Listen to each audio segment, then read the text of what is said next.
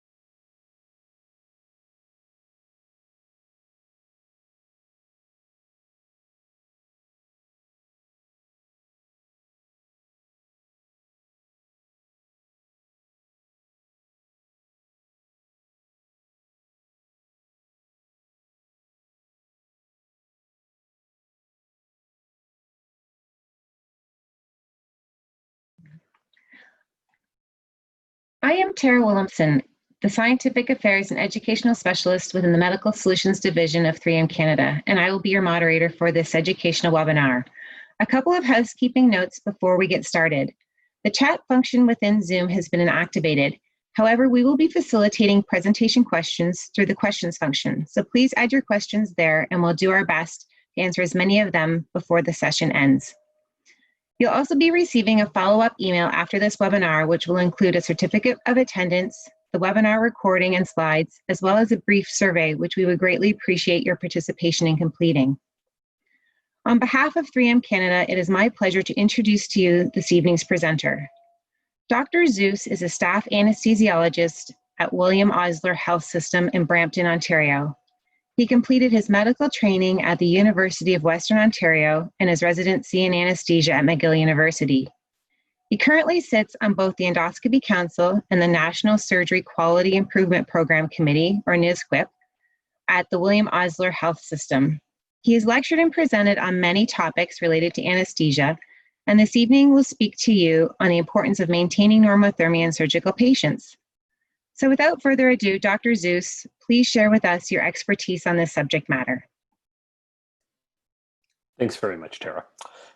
Good evening, everybody. Happy to join you this evening for a discussion about something which I think is very important. We've been quite preoccupied with COVID the last number of months, and it is all-encompassing, but something very important which I still keep, as I'm sure all of us do, in the front of our minds is attending to our patients, both COVID-related needs and non-COVID related needs. Perioperative normothermia is something that we all are charged with looking after. We are the individuals looking after and managing our patients' temperatures in the operating room, and we're the stewards of their perioperative medical journey while they're in the operating room. Currently, as a disclosure, I am under contract with 3M Canada as a speaker for provision of continuing education, and this presentation is funded by 3M Canada. The objectives for tonight are to discuss physiology behind temperature balance, discuss heat loss under anesthesia and complications associated with altered thermal regulation, and review methods that we use as anesthesiologists to restore or mitigate heat loss, and review current guidelines regarding temperature management in the OR. As a brief review, thermoregulation is governed by our hypothalamus. Our core body temperature is held within a range of 0.5 to 1 degree centigrade, and this is tightly regulated over the course of a day with input from circadian rhythms. Our hypothalamus, which is our thermostat, has two functioning principal areas when it comes to thermoregulation. Our anterior hypothalamus is responsible for our autonomic responses, shivering, sweating, and so forth. Our posterior hypothalamus is responsible for behavioral responses, such as getting a drink of water, diving in a pool. The feedback loop is as such: our skin, deep tissues, and spinal cord feed information into our hypothalamus glands, where it's integrated and also acted upon by various external influences, some of which we contribute to, including anesthesia, some of which we don't contribute to, such as when our patients consume drugs or alcohol, and hormonal influences as well. Output is then rendered in behaviors, also autonomic responses such as sweating, vasoconstriction, and shivering. And that all feeds into temperature management. And when we have our bodies move outside our very narrow threshold for maintaining temperature, that's when our autonomic regulatory mechanisms trigger. The feedback loop is as such: if we're exposed to heat and our internal temperature and skin temperature elevates, that is integrated by our preoptic area of our hypothalamus or the anterior hypothalamus, and then heat dissipates via cutaneous vasodilation, sweating, etc. However, if the counterpoint is true for cold, reduction of internal temperature and skin temperature, heat dissipates at a lesser rate with cutaneous vasoconstriction of arteriovenous shunts in our skin, and heat generation elevates with shivering. This is a brief summary of our thermoregulatory autonomic responses. Our sweating threshold is just above 37 centigrade. Our vasoconstriction threshold is just below 37 centigrade. And our shivering threshold is at approximately 35.8 degrees centigrade. Now, outside of a patient who may have a fever or an infectious etiology or a hormonal etiology behind shivering, if a patient is cold and shivering, an individual is cold, they are hypothermic already if the shivering is being driven by cold. That being said, we can monitor our patient's temperatures quite readily. We know that the pulmonary artery is a reliable source of measuring core temperature, in addition to the distal esophagus, nasopharynx sites. We are all familiar with these, as well as tympanic membrane measurement. A new and interesting modality of heat measurement is zero heat flux measurement. And this is something which has come into our specialty over the last number of years, but is still being integrated into our hospitals. Zero heat flux measurement is a way to measure temperature that has not been instituted commonly in medicine up until this point. And the construction of the temperature probe is as follows. There are two thermometers essentially sandwiched in between an insulator and exterior surfaces. The thermometer closest to the outside of the probe is sandwiched between a heater and the insulator, and the thermometer on the inside of the probe is sandwiched between the insulator and skin. And then, as a result, an isothermal tunnel of approximately 1 centimeter is developed, and that isothermal tunnel extends deeply into our bodies, into the tissue site upon which it is applied. Typically, this is the forehead lateral to the orbit. Try not to place these zero heat flux probes in the midline of the forehead, because measurement can be altered by the sinuses. And as a result, because we have this insulator with no loss of heat, we can accurately measure temperature 1 centimeter deep to where this probe is applied. Now, there is some lateral heat loss from blood flow at the outer margins of the probe, but this accurately and reliably predicts core temperature effectively and reflects it. Not predicts, but reflects it effectively. I can say, having used this device in patients who have a laryngeal mask airway in place, it is much easier to simply place an adhesive electrode on the patient's forehead than try and place a probe elsewhere. Heat production, as a quick review, is via a number of mechanisms. Our basal metabolic rate, the heat which is produced as a result of our autonomic processes to keep our heart beating, to keep our lungs breathing, is what contributes to our basal metabolic rate. Food, catabolism generates heat. There's actually some literature that infusion of amino acids even generates heat. Physical activity and hormonal influence understandably generate heat. However, we can also lose heat. Principal way that we lose heat in the operating room is via photon loss and radiation. The majority of our heat loss happens via this modality in the operating room. This is why we all know that it is important to have our operating room ambient temperature as high as the surgeons can tolerate. Convection loss is about 30%. That is essentially warm air displaced with cooler air or wind chill from the skin surface. Conduction is a fairly minimal amount of heat loss based on, for example, if we're having our patients on a cold operating room table, doesn't really contribute a huge amount to heat loss. And evaporation, principally from open wounds or from an airway, that category is 10% of heat loss that way.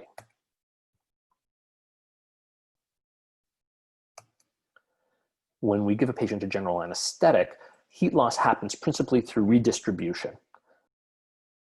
Our tonic thermoregulatory vasoconstriction maintains a core to peripheral temperature gradient. An induction of anesthesia perturbs that gradient. We vasodilate our cutaneous arteriovenous shunts, and our core gets its heat diluted out. And our core loses heat when it redistributes to the periphery. And the periphery gets a little warmer in the same process. When we give a general anesthetic, heat loss happens in 3 phases. Redistribution is the steepest drop, and we can observe this. We see our patients lose over only an hour 1 degree centigrade. The second phase then occurs when heat loss is greater than heat production by our patients. And remember, the basal metabolic rate is tamped down by our anesthetics that we give our patients. And then finally, the plateau phase occurs when heat loss is equal to heat production at that point. And that happens approximately 3 to 4 hours after induction of general anesthesia. Well, one thing we also know about heat loss under general anesthesia is that different patient populations are affected different ways. Our obese patients actually are affected less by redistribution hypothermia, and the higher a body surface, the higher body mass index goes, the less cold our patients get. And that is because if they have an elevated amount of adipose tissue that acts as insulation, and also these patients walk around in a chronically vasodilated state, so they don't redistribute as much as non-obese patients. When we give a general anesthetic, there are various defense mechanisms that we perturb with our drugs for mitigating heat loss. The usual interthreshold range for maintaining temperature runs over approximately 0.2, maybe 0.3 degrees centigrade, but that can be widened 10 to 20 times with our general anesthetics. Our shivering threshold is reduced to approximately 34.5 degrees centigrade. Recall on the prior figure that the shivering threshold we normally run at is 35.8. It's a 1.3 centigrade reduction in that autonomic defense mechanism. And our volatile and IV anesthetics alter multiple cold defense regulatory mechanisms. Desflurane and propofol have the most profound effects. And this desflurane concentration, which if you look at the original article where it's taken from, should indicate end-tidal desflurane concentration, at higher amounts in a nonlinear fashion, profoundly drops the shivering threshold and vasoconstriction threshold. Propofol will also alter these thresholds as well. Alfentanil, dexmedetomidine don't have as much of an impact, but an impact nonetheless is still rendered. Under regional anesthesia, and for regional, I'm not talking in terms of peripheral nerve blocks, but more so neuraxial anesthesia, our central and peripheral thermoregulatory responses are impaired, our shivering thresholds are reduced, and other autonomic responses are involved. But our patients don't feel cold. And this is very interesting. They actually aren't getting cold afferents that they would normally receive because of the chemical sympathectomy we're rendering for our patient's spinal cord with the injection of a spinal anesthetic. Hypothermia is also most pronounced with combined general and regional anesthetics, as these effects are cumulative. There was a study done 20 years ago where patients were given large amounts, 18 to 22 milligrams of spinal Marcaine with 20 micrograms of fentanyl for prostatectomies. And they were only given cotton blankets and surgical drapes for prevention of heat loss. Nowadays, we understandably give warming blankets in the way of convective warming. Our patients in this study, I shouldn't say our patients, the patients in this study had almost 2 degrees of temperature loss by the time their prostates were taken out. And it took a number of hours to regain the lost temperature. Also, this study showed that the higher the spinal block, the more profound the loss of temperature. And also, as age increased in this study, so did temperature decrease. Our cold defense autonomic regulatory mechanisms are less effective as we age with senescence. Well, we've talked a lot about hypothermia and how it happens and why it happens, but why do we care? Well, we care because we all know that there are certain implications of hypothermia for our patients. There are cardiovascular implications, infectious implications, coagulation implications, and drug metabolic implications. From a cardiovascular standpoint, it's not good to have our patients shiver postoperatively. There is not full agreement in the literature about how much shivering is harmful or not harmful for patients. Generally, even though shivering consumes oxygen at a higher than normal rate, most patients will be just fine with it. However, if we have an elderly patient with critical coronary artery narrowing, we can likely all agree that we wouldn't want to deprive that already low flow vessel of oxygen because it's being taken by shivering. There is some literature that shows increased circulating norepinephrine in association with hypothermia. And then those patients went on to have myocardial infarctions. This was from a study where they looked at patients having hip arthroplasties and peripheral vascular procedures. Whether or not the myocardial infarction is associative or causal was not elucidated by the study, but it was definitely seen that these hypothermic patients who ended up having MIs had higher circulating norepi levels. There's a study by Frank, which is a study that's quoted repeatedly in the literature as having hypothermia being associated with increased risk of poor cardiac outcomes. And this study was performed in 1997, and it took patients who were having abdominal, thoracic, and vascular procedures. And it noted that a reduction from 36.7 to 35.4 degrees centigrade during their operations, increased their risk of morbid cardiac events, such as unstable angina, myocardial infarction, and cardiac arrest, and actually showed a 55% risk reduction with normothermia. Shacham et al. Found no association, on the converse, between mild hypothermia and myocardial injury. Now, Frank had a much more profound hypothermia population because the patients generally weren't warmed. But what Shacham did, and this came from 2 years ago, is they measured final esophageal temperatures. And when these final esophageal temperatures were maintained from 36 to 37 degrees centigrade in the participants, odds ratio was 0.91 per 1 degree centigrade decrease. They didn't show an association between mild hypothermia and myocardial injury after non-cardiac surgery in this more recent study. However, this study was a retrospective cohort and understandably can be subject to confounding because of the constrained data set. There are infectious implications regarding hypothermia.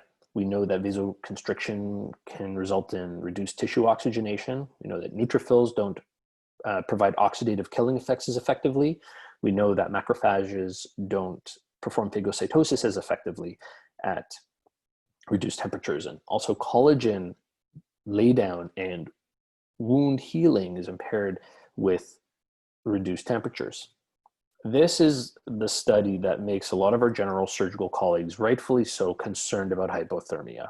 This study is already over 20 years old, and even though a lot of our general surgical colleagues are performing laparoscopic bowel resections, in this study, all the patients received open bowel resections. And there were two arms of this study. There was a hypothermia arm and a normothermia arm in patients having open bowel resections. And in the hypothermia arm, the final core temperature was 34.7 degrees centigrade, and in the normothermia arm, it was 36.6. So obviously a significant difference. And what they found is a higher number of surgical site infections in the infections in the patients who were hypothermic versus normothermic. And the odds ratio for that was 4.9 for an infection if you were in the hypothermia group versus normothermia group. But what was even as impressive in the results was that tobacco use had an odds ratio of greater than 10 for patients resulting in wound infections after these open bowel resections, which means that if you are a smoker and you get cold during these operations, you will be at a very high risk for an infection, unfortunately. Subsequently, there was a meta-analysis performed looking at surgical site infections as a common cause of postoperative morbidity. And what this meta-analysis found was a risk ratio of 0.36 associated with any warming at all, active or passive, for patients versus no warming. We know there are coagulation implications when it comes to hypothermia. We know that platelets don't work as well because of reduced thromboxane A2 activity. Clotting factors have reduced activity at lower temperatures. And we often don't see this when our patients are having their clotting factors measured in recovery room because they are often warmed up. But if they're measured in the OR, they may have aberrations that might not be apparent otherwise because they're being measured actually at the cooler temperatures in the operating room when they're not being effectively warmed. And fibrinolysis is also impacted. TPA has altered effects at lower temperatures. Rajagopal in 2008 undertook an analysis of many studies and showed that even mild hypothermia of less than 1 degree centigrade below 36 significantly increased blood loss by approximately 16% and increased the relative risk for transfusion by approximately 22%. Different kinds of surgeries were involved here: hip arthroplasties, hysterectomies, gastric bypass surgeries. But in every data set, there is a study that will generate some eyebrow raising. In this study by Smith et al., the hypothermia group only lost 159 mLs versus the normothermia group losing 423. When it came to transfusion, though, in this review by Rajagopalan, again, we can see very much that the normothermia group was not transfused as much based on this data set as the hypothermia group. And in this one case, we had a difference of over 400 mils of transfusion. Our drugs have altered metabolism at lower core temperatures. When we decrease our core temperature 3 degrees centigrade, it translates to a 30% increase in plasma concentration of propofol. Fentanyl plasma concentrations increased. Even vecuronium spontaneous recovery is delayed more than 2 times normal, although there is literature that does show that neostigmine's effect shouldn't be altered, thankfully, with hypothermia. And what I found very interesting was that sugammadex was even affected by hypothermia. There's a study undertaken where patients were given rocuronium 0.6 milligrams per kilo at induction, and then they were given sugammadex to reverse the neuromuscular blockade. And there's a hypothermia arm and a normothermia arm. And in the hypothermia arm, the core temperature was 34.8, and in the control arm, the core temperature was 36.7. And in the hypothermia arm, when we looked at the time to train to 4 ratios of 0.7, 0.8, and 0.9 seconds, when reviewing this study, we can see that there is a significant difference in the amount of time for recovery after sugammadex is given, vis-a-vis hypothermia is associated with longer recovery times with sugammadex after a rocuronium blockade. As well, we know that delayed recovery room discharge is a factor when we're dealing with hypothermic patients. If we compare patients who are fit for discharge, but then throw in a criteria of having them fit for discharge and then having core temperature greater than or equal to 36 degrees centigrade, we do know that mild intraoperative hypothermia can prolong postoperative recovery by a significant amount of time. I would like to say a little word about pediatrics. I do hold a pediatric fellowship, and I think it's always important for us to remind ourselves that children are not little adults. They are physiologically different from adults. And there's one study that I'll mention, which came out of Turkey, which looked at risk factors influencing inadvertent hypothermia in infants and neonates during anesthesia. We know that pediatric patients get colder than adult patients, and they have no ability to shiver in neonates. They also have larger body surface area to mass ratios versus adults, so they're going to lose more heat. This study took major surgeries such as congenital intestinal obstructions, diaphragmatic hernias, esophageal atresia repairs, and compared them with minor surgeries such as inguinal hernia repairs, esophageal dilatations. They looked at which groups got colder based on whether or not they were neonates or infants, and if they were in the major surgery group or the minor surgery group. And predictably, the neonates having major surgery ended up the coolest at the end of their operations. Again, just a good idea to always keep in the back of our heads if we're looking after neonates or pediatric patients, that they can get colder faster than adults. We looked at a lot of issues surrounding what happens with our hypothermic patients, and as a result, we as anesthesiologists have many ways of conferring heat transfer to our patients. There's passive warming that we have, such as cotton blankets, convective forced air warmers, resistive conductive heating mattresses, which essentially are long pads that can be used for many patients and laid out and cleaned between patients, which then have conductive heating as a result of being powered by electricity. There are circulating water garments which patients can wear, which circulate heated water, and there are also negative pressure garments which actually can apply subatmospheric pressure to limbs to try and warm blood as it's drawn to the surface of the negative pressure garment. We have intravenous fluid warmers that we are familiar with, as well as warming cabinets where we may place blankets or we may place fluid. There was a Cochrane review that recently was undertaken in the last number of years that looked at warming of IV and irrigation fluids for preventing inadvertent perioperative hypothermia. They did find in this review that there were higher temperatures at 30, 60, 90 minutes, and 120 minutes in control groups versus the groups that received warmed intravenous fluids. They also found that in the recovery room, the PACU temperatures were higher. They also found that there was a risk ratio of 0.39 for patient-reported outcome of shivering being less in the patients who received warm fluids.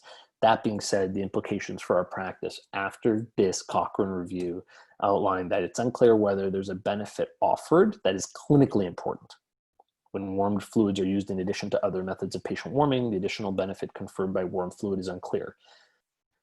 While I very much appreciate what the Cochrane collaboration has done in furnishing this data, as a practitioner who has taken care of many patients who've needed multiple blood transfusions, who've come in cold, and who, when they receive room air fluid, noting then become colder than if they have warm fluid, if I'm going to be giving many volumes of blood or fluid, understandably, I would want to warm them to try and prevent hypothermia, because we all know that 1 degree of room air crystalloid can drop core temperature 0.25 degrees centigrade.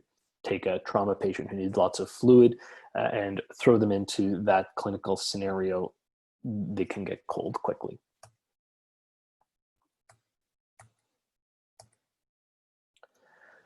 There have been some comparisons of heat transfer methods over the last number of years. Forced air warming, when compared with passive or no warming, is showing to have significantly higher intraoperative and postoperative temperatures. When we compare resistive heating with passive and no warming, the resistive heating groups are ending up warmer in most of the studies. However, there are some studies that show non-inferiority of resistive heating to convective heating, but then there are a number of other studies that actually show superiority of convective heating to resistive heating. Certainly in many of the hospitals where I've worked, I've practiced anesthesia in 3 provinces. I've never encountered resistive heating product. I'm familiar with them. I'm familiar that they're used elsewhere. I've seen them at various anesthesia conferences, but my experience as a practitioner has been only with convective warmers. There are concerns about forced air warming and resistive heating devices. This came out in 2018, and there's a lot of debate as to the benefits and drawbacks of both. And some of the benefits for resistive heating devices are that they can be used for more than one patient, and that they do not have convective air currents that could potentially perturb particles on the ground and then potentially introduce them into the surgical field. Counterpoints to the benefits of resistive heating devices include the fact that there is some literature that they don't heat as effectively as convective devices, and also there are case reports of patients having burns after the resistive heating devices are used. And there are all of these studies favoring the use of forced air warmers, and there are all of these studies favoring against the use of forced air warmers, because there's, again, lots of debate about laminar flow and creating air currents in the operating room. And there are studies showing varied outcomes in this domain. And the authors of this meta-analysis, of this review, gave a very thoughtful conclusion and advised to keep the current practice unchanged until further data emerges. Currently in our institution, we are using convective warmers, and it does not appear that we are changing our practice anytime soon. And I'm very happy with how they reliably deliver heat transfer. There was a meta-analysis that was done 5 years ago that showed the effect of patient warming during cesarean delivery on maternal and neonatal outcomes, and also showed that patients receiving both fluid warming and forced air warming at the end of surgical temperatures had higher, significantly different temperatures than those in controls. F in this figure stands for fluid warming, and C stands for combined fluid and forced air warming. They also had improved shivering and thermal comfort, and less of an incidence of hypothermia, both in the fluid warming group and the combined warming group. Did not get shown in only the forced air warming group, though. These benefits of reduced hypothermia and end of surgical temperature. But the forced air warming group did have benefits of shivering and thermal comfort, shivering less than thermal comfort. There was another study that was undertaken with the obstetric population comparing patients who weren't actively warmed to those who received active warming with fluids and lower body bear huggers. And they showed that, and this red line is just to indicate 36 degrees centigrade threshold, understandably, reliably, the active warming group had higher PACU admission core temperatures than the no warming group. They also had less postoperative hypothermia, as well as if we look at the core temperatures and how these patients trended insofar as the active warming groups versus the not active warming groups. And again, I've drawn this line at 36 degrees centigrade. You can see that the active warming group spent much more time, in fact, the majority of its time above that critical threshold of 36 degrees centigrade, versus the no active warming group spent a lot more time below it in the operating room and the recovery room. On top of that data, there was another study that was performed looking at pre-warming obstetric patients. And that's what the active warming group involved here as well, versus the control group. And in the active warming group, there was less hypothermia, improved shivering scores, maximum temperature changes were less, and maternal thermal comfort scores were better than in the control group. And this is actually quite an interesting study. I'll just ask people to take a look at it, because it is one of the first studies of which I'm aware where the patients were receiving pre-warming prior to their cesarean sections.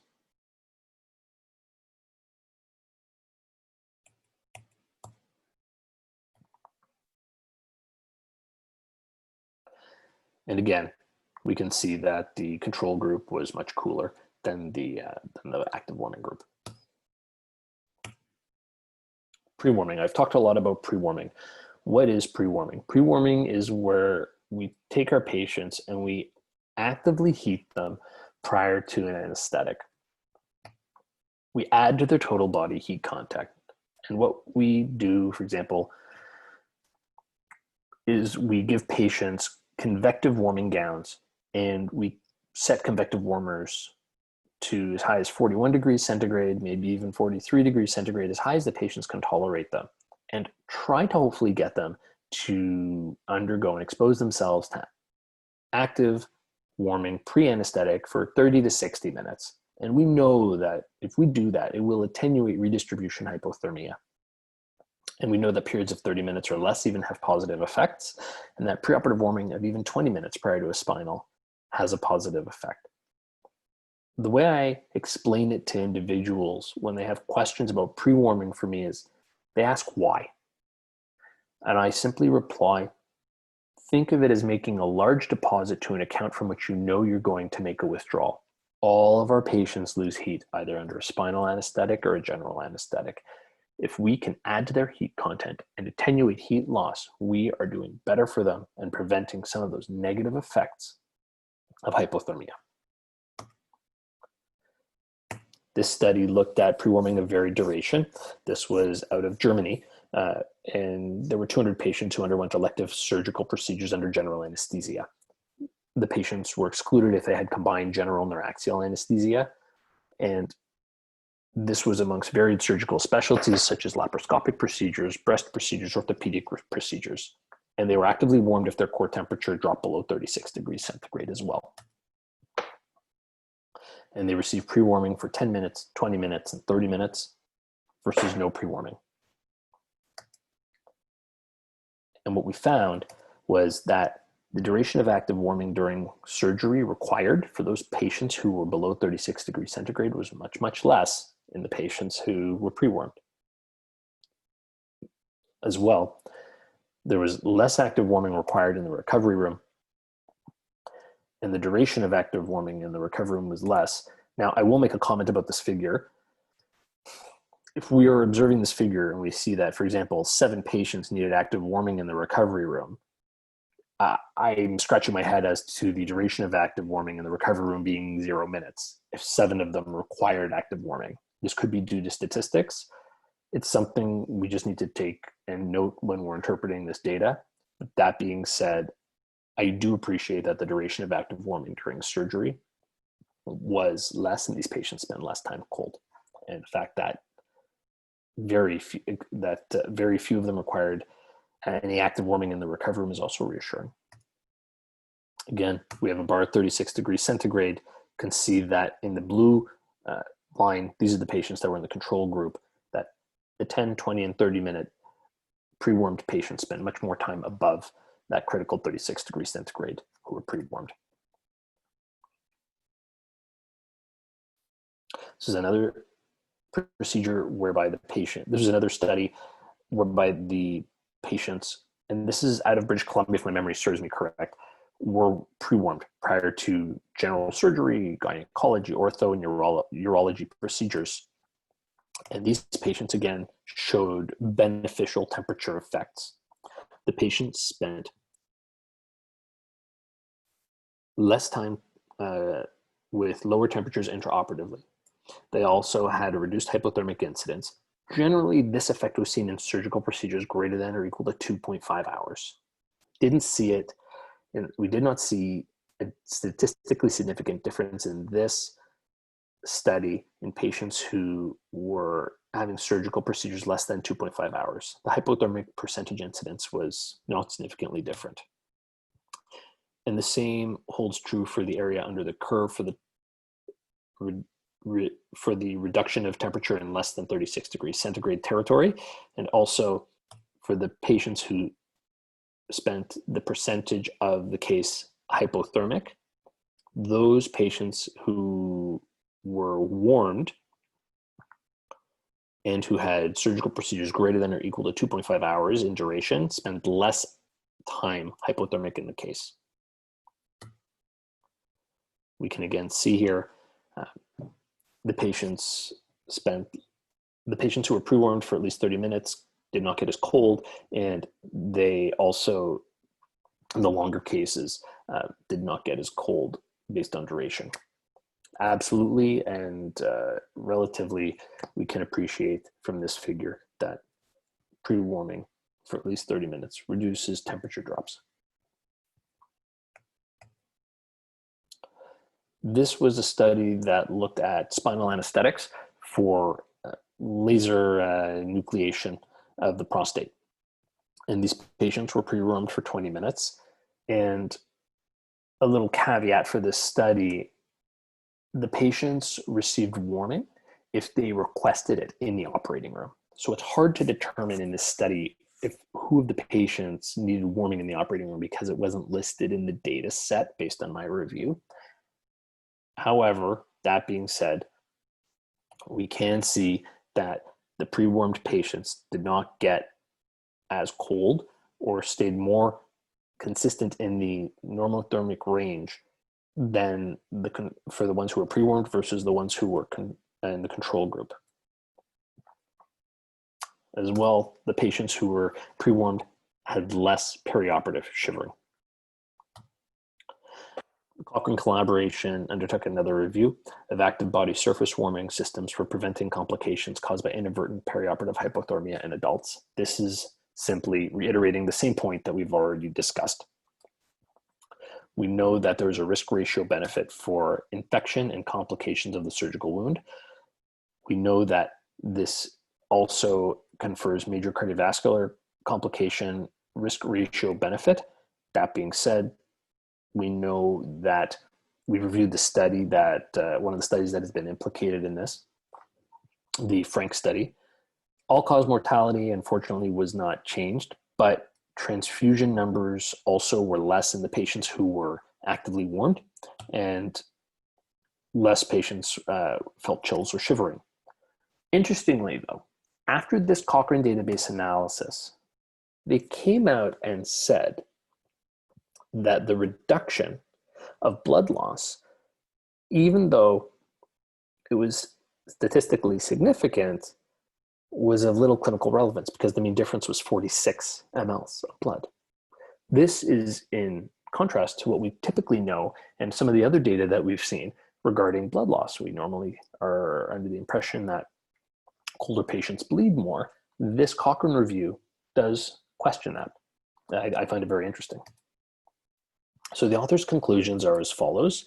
There's a beneficial effect in terms of lower rate of surgical site infections and complications, at least in those undergoing abdominal surgery, compared to not applying any active warming system.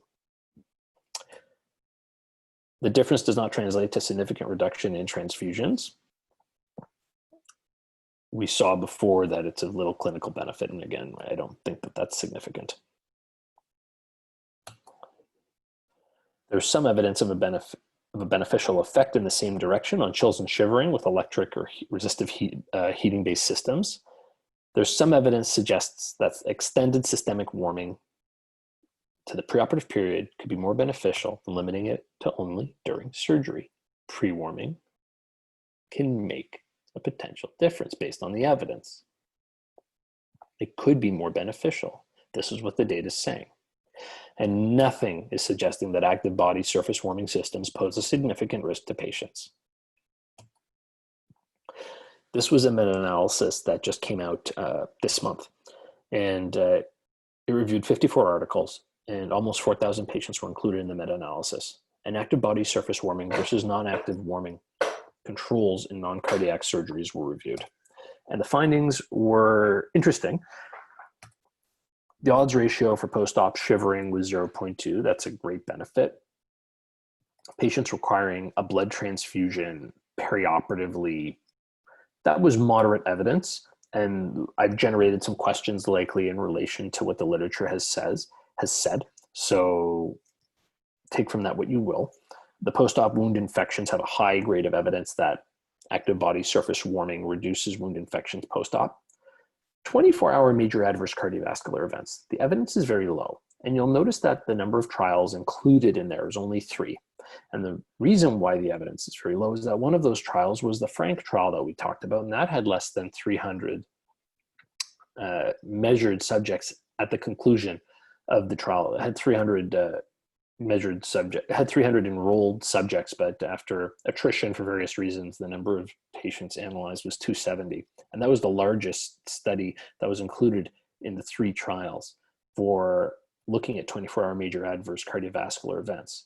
So even though we are told, and there's a lot of literature that is quoting this body of evidence saying we can reduce major adverse cardiovascular events by preventing hypothermia, the grade quality of the evidence is very low according to this meta-analysis. So I think that that's food for thought.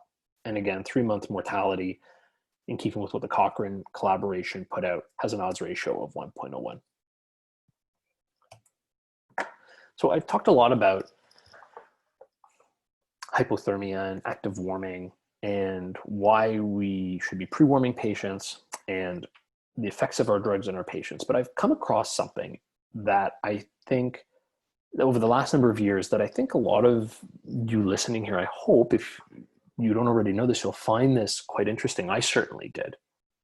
And it is that there is persistent hypothermia associated with intrathecal morphine. And there are various case reports about that. See if this looks familiar. 57-year-old female, 93.5 kilograms, elective right total knee replacement, spinal with usual isobaric Marcaine, fentanyl 15 micrograms, and epimorph 150 mics. 4 hours post-operatively, her nadir per rectal temperature was 33.6 centigrade. She was very hypothermic. And she's not alone. There have been a number of case reports where patients receive varying amounts of intrathecal morphine, ranging from 100 micrograms to 250 micrograms, that were quite hypothermic. Lowest temperature route, bladder, oral, rectal. Unfortunately, these aren't consistent routes, but they're still quite low, 34, 33.6, 33.2. And this lady was cold, and within 25 minutes, she was no longer diaphoretic. Yes, I should mention she was sweating and cold. That is the alteration of our thermostat by the intrathecal morphine, no doubt, and the spinal, causing her to be diaphoretic and feeling warm while being cold. And the medication that remedied this issue she was having was sublingual lorazepam. I find it very interesting that giving an anxiolytic is a treatment for intrathecal morphine-induced hypothermia. And the rationale behind its working is that the GABAergic effect of the lorazepam essentially resets the hypothalamus as the thermostat for our bodies. There are other medications that have been looked at that can have a similar effect, naloxone, and I recently came across a piece of literature with nalbuphine for this as well. This is somewhat reproducible evidence. There were 2 branches of parturients who were having cesarean sections with 250 micrograms of intrathecal morphine in Massachusetts a number of years ago in 2005, and there was an arm that received lorazepam and an arm that did not. And the arm that received lorazepam spent less time hypothermic after their cesarean delivery. Again, Ativan to the rescue. Very, very, very interesting. We've talked a lot about the rationale and the evidence physiologically, why we get cold, how we can confer heat to our patients via heat transfer methods. But I think it's important to review the enhanced recovery after surgery protocols for various specialties, which we are all likely involved in, to reinforce that there are a number of international bodies that have, and in particular this international body that has encouraged normothermia, rightfully so, to be in the best interest of our patients. Everybody who's an anesthesia care provider, if you haven't read these guidelines, I would please encourage you to read them. They are 5 years old, but they still contain great information about managing our bowel resection patients, both laparoscopic and open. And the ERAS recommendations essentially state that the prevalence of inadvertent hypothermia ranges from 50 to 90%, independently whether patients are having laparoscopic or open operations. Older adults are more prone to heat loss. We know this already, and obesity has a protective effect. We also know that. All cases lasting more than 30 minutes, should have active warming devices used. This can be circulating water garments, forced air systems, intravenous warming solutions are acceptable. However, we're often not giving these patients a lot of fluid. So we may not wish to necessarily use intravenous warming systems that are active fluid warmers. However, there is literature as well. I just want to make reference to the comment about intravenous fluid that we talked about before, that though there are electrical fluid warmers that confer lack of heat loss to patients, it's also important to note that if we put a crystalloid into a warming cabinet, for example, say at 37 degrees centigrade, and give it quickly with high flow rates, that we can effectively transfer heated fluid to patients if we don't run it at a slow enough drip rate. Essentially, if you're giving these fluids at half a liter an hour, for example, that the heat loss from the fluid, even if it's been in the warming cabinet, should be mitigated relatively, as well with active fluid warming systems. If we run very low flow rates, we actually can lose a lot of heat in the tubing between the warmer and the patient. So it's important that when we're giving these active warming systems to be cognizant that we can't run too low a flow rate. And back to the ERAS recommendations, the summary and recommendations are that intraoperative hypothermia should be avoided by using active warming devices. Acta Orthopedica came out with 2020 guidelines, which are interesting for ERAS recommendations for total hip replacements and total knee replacements. And when they originally came out in 2020, there was a comment made that the use of forced air warming is not recommended, as there is evidence that this is associated with an increased risk of infection. Now, the recommendations then came out and said normal body temperature should be maintained peri and postoperatively through pre-warming and the active warming of patients intraoperatively.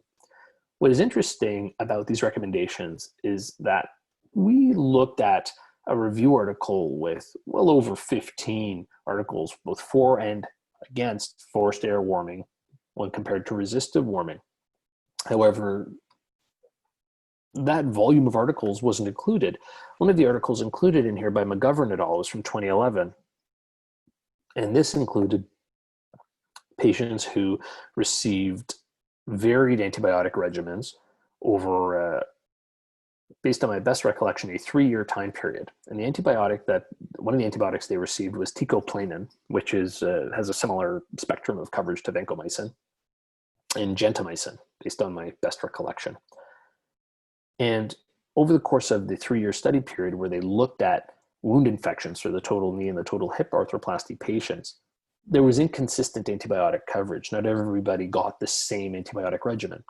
Furthermore, they did not analyze based on which groups received blood. And we know that blood can have immunomodulatory effects. And they also did not analyze based on which groups received, which groups were morbidly obese or obese. And these factors can implicate into which patients, understandably, end up with wound infections. And there was a core addendum subsequently issued by ERAS about this. And they actually made reference that the non-recommendation of forced air warming devices was too strong. The rationale behind the recommendation for the forced air warming devices was that they were mobilizing particles by the disruption of laminar flow and introducing particles into the wound. But we know that there isn't solid evidence about that. And as a result of their non-recommendation for forced air warming devices being too strong, they've actually made the comment that they would like to remove the citation and the recommendation by McGovern et al. Based on the evidence by McGovern et al. And Koch et al. And there's a pilot study underway and some other trials underway looking at the effects of warming devices and wound infection in orthopedics.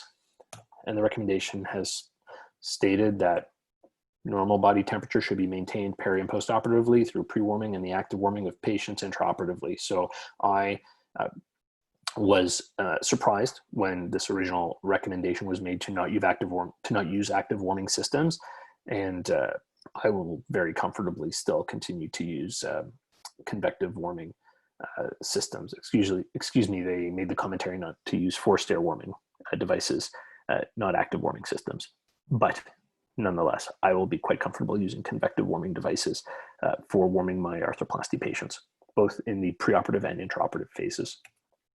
ERAS for thoracic surgery also has been released, and this reiterates the same points that we know, that active warming should be continued into the postoperative period until a patient's temperature is greater than 36 degrees centigrade. I have often received the question how to adequately warm a thoracic patient, because it is awkward to put an upper body warmer on them, and so much of their body is exposed.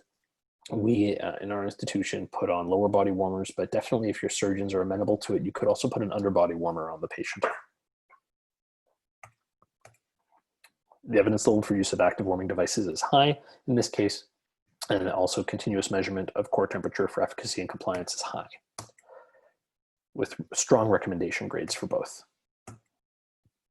Guidelines for perioperative care and cardiac surgery from ERAS are also furnished. We know that our cardiac surgery patients, a lot of them are hypothermic as a result of their going on pump. But the evidence does say trying to prevent hypothermia after they get into the ICU. So post-op hypothermia is essentially the failure to return to or maintain normothermia 2 to 5 hours after an ICU admission. We know that hypothermia is associated with increased bleeding, infection, prolonged hospital stays, and death. And based on the evidence, ERAS for cardiac surgery is recommending prevention of hypothermia by using forced air warming blankets, raising ambient room temperatures, and warming irrigation and IV fluids to avoid hypothermia in the early post-op period. That being said, we also want to avoid hyperthermia in our cardiopulmonary bypass patients. It's associated with cognitive deficits, infection, and renal dysfunction. Labor and delivery practice also has some ERAS guidelines for us regarding warming, and the most current ERAS guideline recommendations for obstetrics in 2018 came out and said that forced air warming, IV fluid warming, and increased operating room temperature are all recommended to prevent hypothermia during cesarean delivery.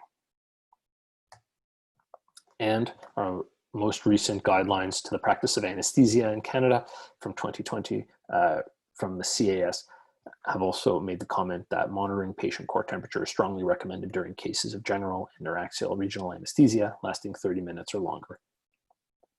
And that in the absence of surgical or patient indications for intraoperative hypothermia, active patient warming systems, control of the OR ambient temperature, and other methods should be used to target a central core temperature of 36 to 37 centigrade.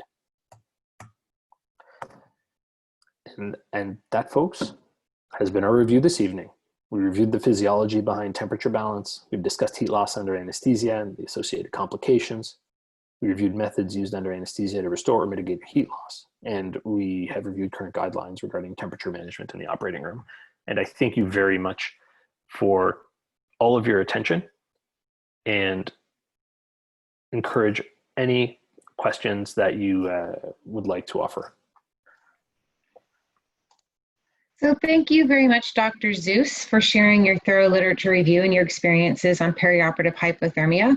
And thank you to everyone on the line for taking time from their busy schedules to participate in this continuing education event. 3M is grateful and would like to recognize anesthesia care providers in these unprecedented times. You continue to go above and beyond to keep Canadians safe from harm.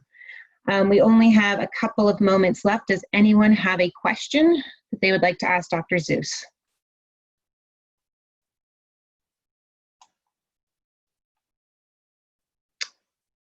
While we're waiting, Dr. Zeus, wondering if you would be able to share with us your experience on zero heat flux thermometry. Sure, Tara. My experience with zero heat flux thermometry has been in the last number of years. It was introduced in my institution, and we found that it was always very interesting to try and determine what a patient's true temperature was, because our nursing staff in preoperative holding would document an oral temperature, then we in the operating room would place an esophageal temperature, and in recovery room they may take an axillary temperature. And also sometimes temperature probes going into the esophagus take a number of attempts in order to be placed properly. can be a little awkward at times. And I found that with the use of zero heat flux thermometry in our operating room, it has not only made measuring patient temperatures easier, it's made it more reliable and consistent, because the patient has the probe placed on their forehead in the preoperative area, and they keep it there, and the change is the temperature monitor is plugged into the probe in pre-op, then they get unplugged, and then we plug into it in the operating room, and then we unplug at the end, and then the nursing staff plug into it in recovery. And it is a nice, consistent, non-invasive modality for adequately measuring core temperature, and it's something that I'm very happy that we're using.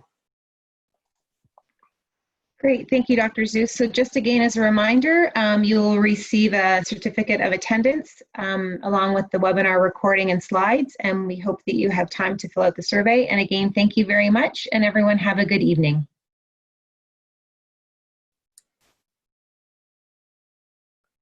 Oh, I see we have a couple of questions.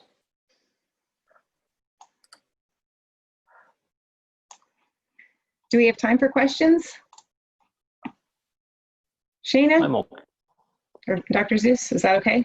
I'm fine with that. Yeah, okay, no problem. Great. Okay, thank you. Okay, so the first question I see is wondering if there is any relationship with temperature control regulation and ability to control blood loss in surgical patients. Well, that's now up in question. We have had some data that we are all familiar with. I certainly learned it during residency that the colder patients bleed more. And there is a large body of data that talks about the warmer we keep our patients, we control that blood loss better. Interestingly, the Cochrane review that I discussed has called that into maybe a different light. I will say that based on your question, I still wish to keep my patients warmer. If I'm looking after a patient who is cold and bleeding, I definitely want to warm them up. And interestingly, tranexamic acid does not seem to have its efficacy altered by hypothermia. And even if there is a little more bleeding, or sometimes a lot more bleeding, and the patient's cold and we're having a difficult time warming them up, you can give tranexamic acid based on a study that I reviewed. And based on that study, the action does not seem to be altered. However, this was one study and not a large volume. I hope that answers your question. Another question is, so what is the recommended device to warm the patient during knee and hip surgery instead of forced air? So based on the original ERAS orthopedic recommendations, they were alluding to my interpretation of resistive heating devices. However, and that was because of the fear based on 2 articles out of many articles that wound contamination could be encouraged by forced air warming devices.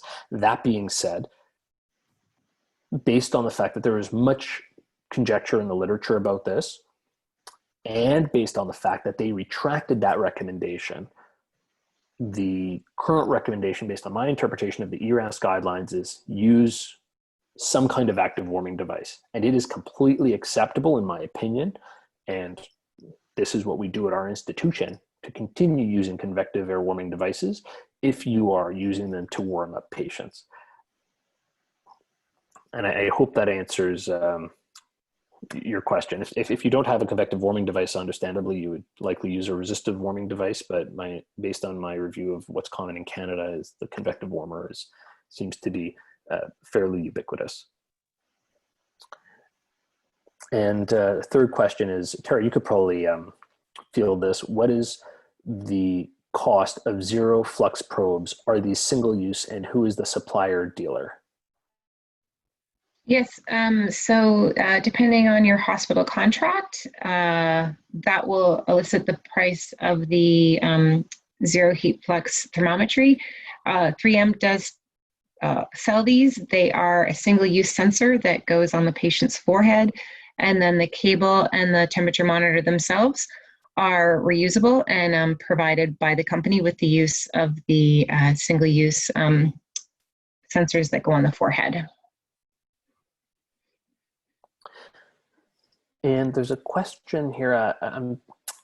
It's written, was determined if forced air devices have just been used while drapes have been up. So there have been some different studies done on air currents, and there have been some studies where bubbles have been generated to show convective currents bringing bubbles after a warmer's been put on from down in the floor to mobilizing them up at the head of the bed and then floating into the surgical field. Now, at first blush, I thought, oh, this is concerning for air currents. And are we actually mobilizing particulate to move into our surgical field? I don't think that at this time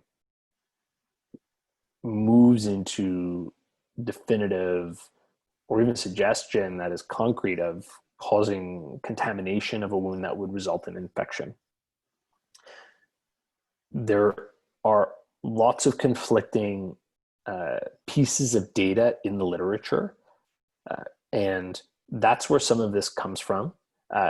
If anybody has any interest, I would you should have my slides. It's the Frontiers in Surgery article that compares and contrasts those studies, and there have been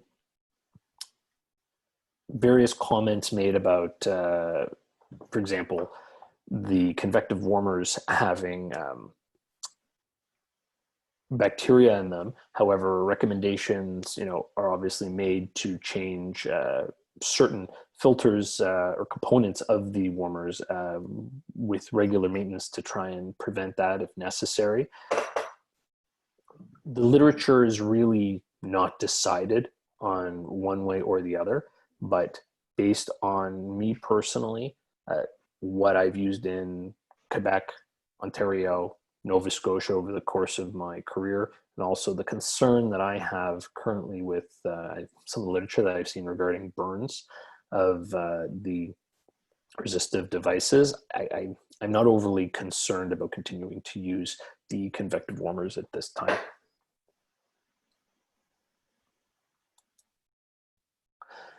Is there another follow-up question? Is there a cost analysis done, prevention of infection and cost of negative outcomes and cost of warming devices and the disposable parts? I'm not aware of a cost analysis done right now because we don't have the data. There hasn't been a large scale head-to-head trial done comparing resistive devices and convective warming devices. It simply hasn't been done, and that literature, those research points haven't been looked at outside of a pilot study that was done by Kumin et al., Kumin, comparing resistive devices to convective devices and infections in patients who, based on my best recollection, have had bipolar hemiarthroplasties after hip fractures. But please don't quote me on that. And it was a pilot study that was done to see if there were varied infection rates regarding resistive devices and convective devices. And that was in the Journal of Arthroplasty in 2018, I believe.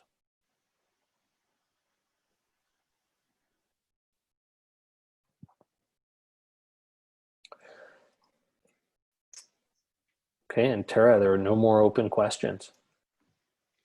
All right, so then I think we will wrap up this evening. And again, thanks to all those who stayed on the line to hear the live discussion. Thank you very much, everyone, for your attention this evening. Thank you for all the work that you do. Please stay safe.